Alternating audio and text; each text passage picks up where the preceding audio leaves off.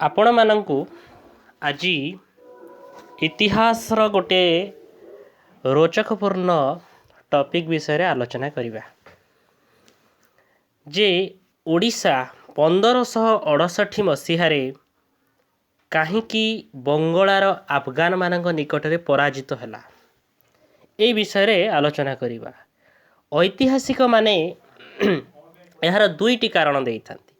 किछि ऐतिहासिक माने कहिथांती जे गजपति प्रताप रुद्रदेव श्री चैतन्यंकर अनुगामी हेबा जगु ओडिशार मंत्री परिषद ओडिशार खंडायत पाइक एवं राउत माने जो माने ओडिशार योद्धा जाति जो माने करवाळ माने खड्ग खड्ग धरी युद्ध करुथिले से माने करवाळ छाड़ी करताल कले करताल धरिले गिनी मृदंग धरी कृष्ण नाम कीर्तन रे संकीर्तन रे श्री चैतन्य द्वारा प्रभावित होई मातिले।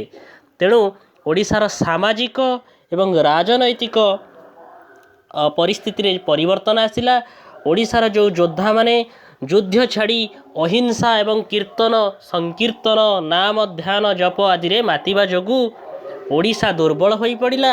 तेणु प्रताप रुद्रदेवଙ୍କ मृत्यु परे ओडिशार दुर्बल नेतृत्व जोगु ओडिशा 1568 मसीहारे 1533 मसीहारे जेतबेले प्रताप रुद्रदेव मृत्युवरण कले तार मात्र किछि वर्ष परे 1568 मसीहारे ओडिशा अफगान मानक द्वारा पराजित हैला। यह किछि ऐतिहासिक मानकर मत। आउ अनेक ऐतिहासिक माने कहंती जे ना सेथिरे श्री चैतन्यंकर प्रभाव किछि नथिला। श्री चैतन्यंक जोगु ओडिशा जे पराजित हैला ता नुहे।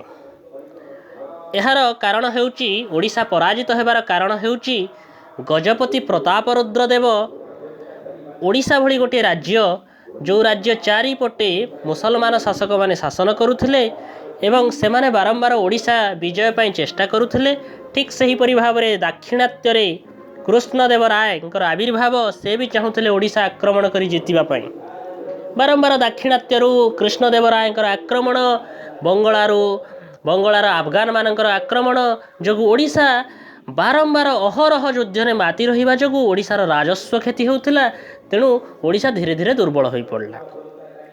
जेतबेले 1510 मसीहारे श्री चैतन्य ओडिशा रे प्रवेश कले वैष्णव धर्मर प्रमुख पीठ पुरी रे श्री जगन्नाथ संस्कृति रे सहित कृष्णंकु जगन्नाथंकर एक अभिन्न भाव प्रचार कले एवं नाम संकीर्तन कले। 1510 मसीहा बेलू आमर प्रताप रुद्रदेव से समय दाक्षिणात्य रे युद्ध रे बिजी थांती युद्ध रे माति थांती। एही समय रे बंगलार सुल्तान अफगान माने ओडिशा आक्रमण कले कटक पर्यंत माड़ी आसीबारु सेठारु कौन हैला ना आमर गजपति दाक्षिणात्यरू फेरी आसी बंगलार से नवाब बा बंगलार से सुल्तान को तड़ीदे पुणी से दाक्षिणात्य गले कृष्णदेव राय सहित 7 वर्ष तांकर युद्ध है। परिशेष 1519 मसीहारे कृष्णदेव राय गजपति प्रताप रुद्रदेव को हराई कटक अधिकार करनेले। कटक थिला सेतबेले तत्कालीन ओडिशार राजधानी। तेणु कृष्णदेव राय को सहित गजपतिंकर संधि हैला। से संधि अत्यंत अपमानजनक थिला। से संधि अनुसार कृष्णदेव राय जदिओ सेतबेले बयसर सायान्नरे माने गजपति प्रताप रुद्रदेव जेपरी वृद्ध कृष्णदेव राय मध्य वृद्ध किंतु संधि अनुसार कृष्णदेव राय सहित गजपति निजर एकमात्र कन्या जगन्मोहिनी देवी को वृद्ध कृष्णचंद्र सहित विवाह कराइले। यह गजपति गोटे बड़ अपमान थिला दुख भी थिला। ता सहित गजपतिंकर राजकुमार वीरभद्र प्रबल वीर खड्ग चालन धुरंधर तांकू गोटे तत्कालीन समय जो माने गजपतिंकर पुत्र राजपुत्र होई मध्य कृष्णदेव राय तांकू तांकर गोटे सामान्य सैनिक सहित युद्ध करने को बाध्य करिबारु वीरभद्र यहाकू निजर अपमान मन करी निज वीरत्वर अपमान मन करी आत्महत्या कले। यह थिला गजपति प्रताप रुद्रଙ୍କ ପାଇଁ गोटे द्वितीय बड़ दुख एक तो निजर एकमात्र कन्या वृद्धों सहित विवाह करने गोटे बड़ दुख।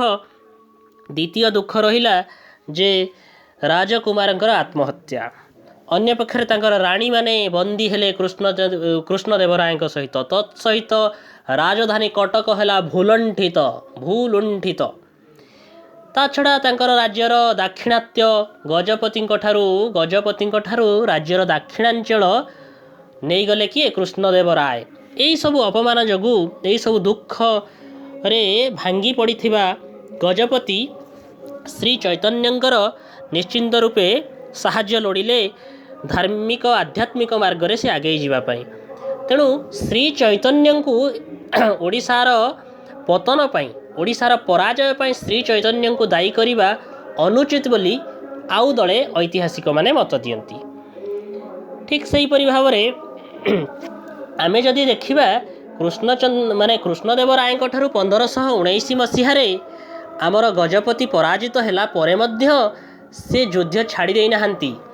से पुणी थरे आक्रमण करिसेंती बंगला उत्तर ओडिशा दे बंगला मध्य आक्रमण करिसेंती। एथिरु प्रमाणित हुए जे चैतन्यंक द्वारा अवश्य से प्रभावित होइथिले किंतु चैतन्यंक जोगु ओडिया जाति युद्ध छाड़ी देइथिला ता नुहे।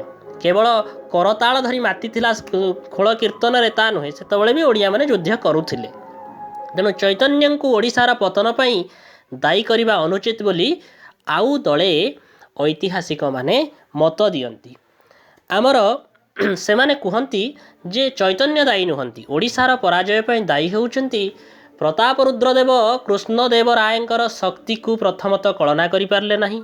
द्वितीयत ओडिशा बारंबार ओडिशा परि गोटे छोट राज्य जदिओ से समय गोटे बृहत राज्य थिला बारंबार युद्ध रे माती रहिबा ओडिशार पतनर गोटे प्रमुख कारण। बारंबार युद्ध रे माती रहिबा जोगु कृषि क्षेत्र रे एते प्रभुत्व उन्नति साधित हो पार नथला। कारण ओडिशार सेतबेले मु एठी गोटे कथा कहि राखे खंडायत पाइक राउत माने युद्ध करुथिले तांको सैलरी दिया जाउ नथला। युद्ध समय युद्ध करुथिले युद्ध परवर्ती समय रे से माने निष्कर जमी उपभोग करुथिले कर दउ नथिले चाष करी चलुथिले। जेहेतु से खंडायत राउत और पाइक माने बारंबार युद्ध रे माती रहुथिले तेणु चाष क्षेत्र रे कृषि क्षेत्र रे ओडिशा आत्मनिर्भरशील होई पारु नथिला। द्वितीयत व्यवसाय वाणिज्य रे बाधा सृष्टि होउथिला ठीक समय रे राजस्व आदाय होई पारु नथिला। एही सब कारण जगु ओडिशार आर्थिक दुर्गति जगु गजपति पराजित होउथिले एवं ओडिशार पतन र एहा गोटे प्रमुख कारण थिला। ता सहित ओडिशा से समय रे एकमात्र स्वाधीन हिंदू राष्ट्र थिला। ता पाखापाखि अन्यान्य अंचल रे मुसलमान माने शासन करथिले। से माने चाहुथिले ओडिशा को अधिकार करिया पय। से माने बारंबार युद्ध करिवा जोगु ओडिशा पराजित होला। बारंबार युद्ध रे माती रहिबा जोगु ओडिशार आर्थिक दुर्गति ओडिशार पतनर प्रमुख कारण साजिला। ठीक सेही परि भाबरे प्रताप रुद्रदेवଙ୍କ मृत्यु परे तांकर जो दुई पुत्र थिले कालुआ देव एवं कखारुआ देव ए दी जण मध्य एते योग्य नथिले। दुर्बल उत्तराधिकारी जोगु ओडिशार पतन ओडिशा पतनमुखी हैला। ता छड़ा गजपतिंगर जो माने सामंत थिले से माने भारी क्षमता लुप्सु थिले।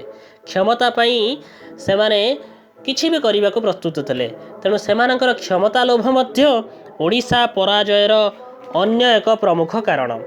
ता छड़ा जेतबेले प्रताप रुद्रदेव 1533 मसीह मृत्युवरण कले अल्प किछि समय पाई तांकर पुत्र माने शासन कला परे गोविंद विद्याधर द्वारा जे कि गजपतिंकर जड़े सामंत थिले माने सामंत मंत्री थिले सेनापति कटकर दायित्व थिले तांका द्वारा मृत्युवरण कले। गोविंद विद्याधर राजनीति कले। एही परि भाबरे ओडिशार राजनीतिक स्तर रे अस्थिरता सृष्टि हैला।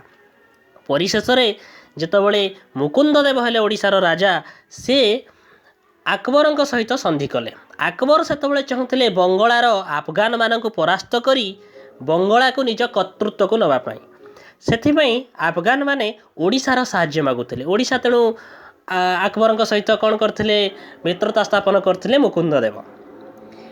एहा द्वारा ओडिशा अफगान मानकर शत्रु हैला। अफगान माने ओडिशा को निजर बंगलार अफगान सुल्तान माने ओडिशा को निजर शत्रु भावे ग्रहण कले। ओडिशा आक्रमण करिया पई से माने प्रस्तुत होई रहिले।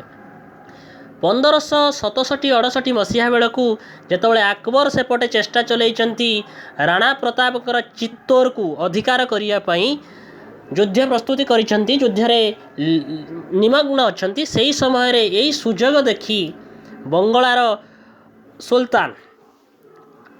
ସୁଲତାନ ସିଏ କ'ଣ କଲେ, ଓଡ଼ିଶା ଆକ୍ରମଣ କଲେ। ଓଡ଼ିଶା ଆକ୍ରମଣ କରି ଓଡ଼ିଶାରେ ଗଜପତି ମୁକୁନ୍ଦ ଦେବଙ୍କୁ ସେ ପରାଜିତ କଲେ। ତେଣୁ ଆକବର ଯେହେତୁ ସେପଟେ ଯୁଦ୍ଧରେ ବିଜି ଅଛନ୍ତି, କାହା ସହିତ? ରାଣା ପ୍ରତାପଙ୍କ ସହିତ ତାଙ୍କର ଚିତ୍ତୋର ଦୁର୍ଗକୁ ଅଧିକାର କରିବା ପାଇଁ। ତେଣୁ ଆକବର ଓଡ଼ିଶାକୁ କିଛି ସାହାଯ୍ୟ କରିପାରିଲେ ନାହିଁ। ତେଣୁ ଓଡ଼ିଶା ପରାଜିତ ହେଲା।